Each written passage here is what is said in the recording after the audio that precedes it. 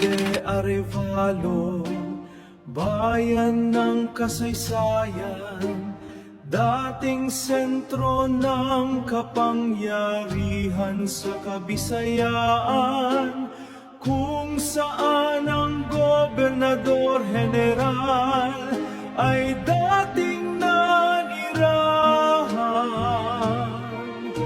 Ngayon ay saksi sa banal na posisyon ng sambayanan.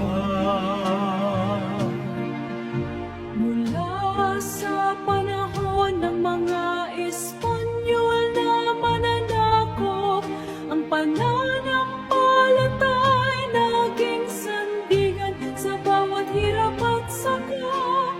Ang mga imahen, yas ng lumang simbahan, bitbit ang kasaysayan ng ating mga ninuno. Sa bawat daan, Ang Santo Entero sa karwaheng antigong gawa, dahan-dahang hinila sa gitna ng madlang nakayuko at natutulala. Ito ang alaala ng Kristong nagalay ng buhay, na nagbabago sa panahon ng ating malolo't lola sa tagumpay, na nagbabago sa panahon ng ating malolo't lola sa tagumpay.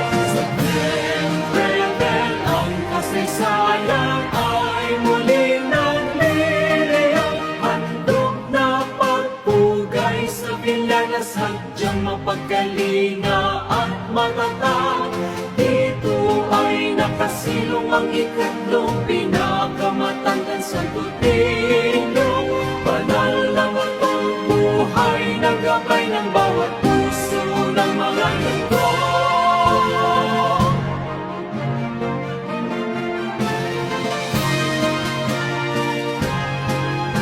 Sa bawat eskinita, bakas ang siglong lumipas, ang mga bahay na bato, saksa mga dasal na wagas.